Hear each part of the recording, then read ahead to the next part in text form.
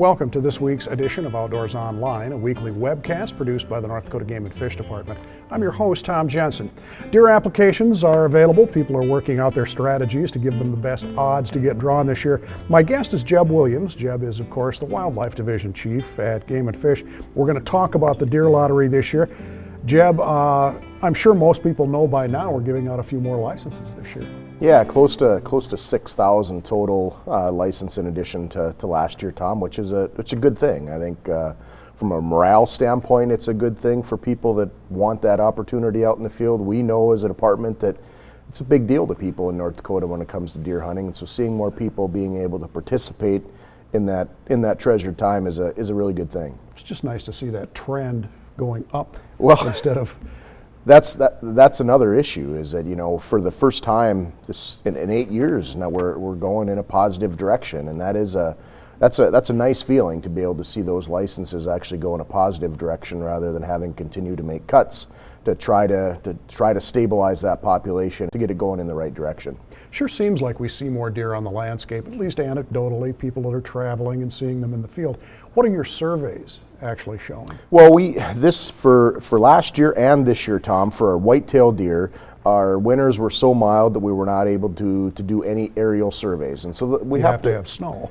That's right. You have to have snow. You have to have a good amount of snow to be able to see deer and do it in an accurate way. And so we really have had to rely heavily on our hunter questionnaires and then some of our other aspects of what we include as far as helping to determine deer numbers, whether that be our field staff out in the field, our game wardens, and our wildlife division folks. Obviously, public input, landowner input that's out there, and so one of the things on our harvest surveys, a hunter questionnaire, is the hunter observation, and so over the years that has really started to add another data point for us, which is very good, and especially on years when we don't have the aerial information. Now for mule deer, we get that aerial survey every year, both in the spring and the fall, and so we feel comfortable with that. Obviously the mule deer herd is doing very well, and again, that's a really nice thing since it kind of bottomed out here in 2009 and 2010, and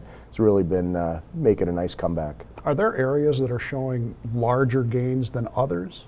Well, for mule deer, actually, we're seeing increase in the southern Badlands. We're seeing increase in the northern Badlands. It has been a nice increase throughout. There are some pockets in there that are maybe not as doing well as others. And then for our whitetail population, it's really scattered. The Northeast is we didn't do anything with the licenses in the Northeast.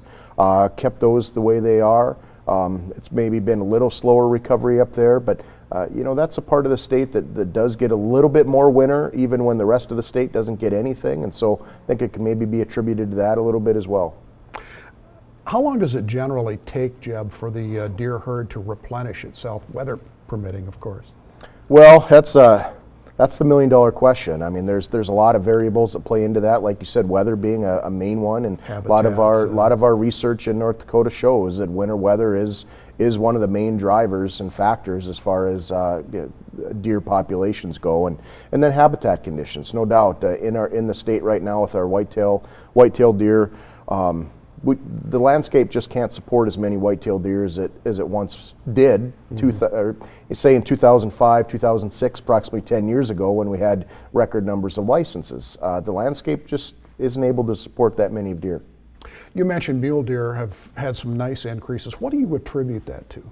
Well, we've been very conservative, obviously, with our mule deer doe harvest. Mule deer and whitetail are a lot different when it comes to their reproductive capability, and so we've been very conservative with our mule deer doe licenses since 2012. For all of our Badlands units, we have not allocated any license for that area, and so that has definitely helped a lot. But again, having some very mild winters out in the western part of the state goes a long way when it comes to mule deer.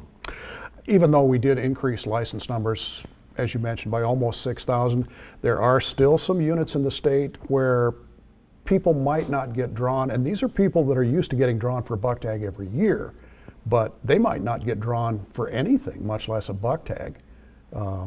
Yeah, I mean, the good news is we're increasing license by almost 6,000. The bad news is last year we still had close to 40,000 people that did not get a license at all, and so that bar is obviously going to be moved a little bit, but you know, there's still going to be upward of 35,000 people that are still going to get turned down completely.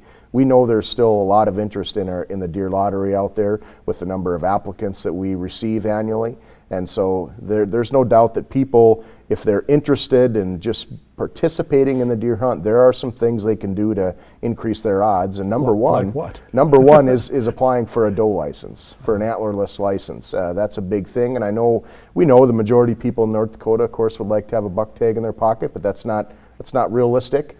And so if people just want to participate and be a part of that hunt, by applying for an antlerless license significantly increases your chances, or by looking at perhaps other units in the state too. And I don't want to give away any secrets. I think that's up to people to do their own homework on that as far as some of those units that might be easier draws and that type of thing. But there are some units in the state that are much easier to draw in by applying, say, for your first choice whitetail buck than other parts of the state.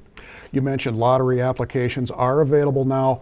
First of all, when is the deadline? And second of all, when can people expect to find out if they got drawn? Sure. The deadline is the first Wednesday in June, and this year it falls on June 1st. June 1st. And then the results should be out towards the end of July, Tom.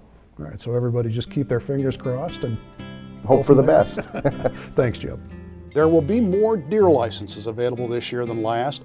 The department is making 49,000 licenses available in the 2016 lottery, which is an increase of 5,725 licenses. Applications are now available for the lottery. You can apply online by logging onto the Game and Fish website at gf.nd.gov. Follow the links, fill out the application, and pay the fee with a credit card. You can also fill out a paper application and send that in. Those are available at licensed vendors and other sporting goods outlets and should be available around mid-May. Or you can apply over the phone by calling 800-406-6409. The deadline to apply for the lottery is Wednesday, June 1st. The 2016 firearms deer season opens November 4th at noon and continues through November 20th. For Jeb Williams and the rest of the staff here at North Dakota Game and Fish, thanks for joining us for Outdoors Online. We'll see you again next week.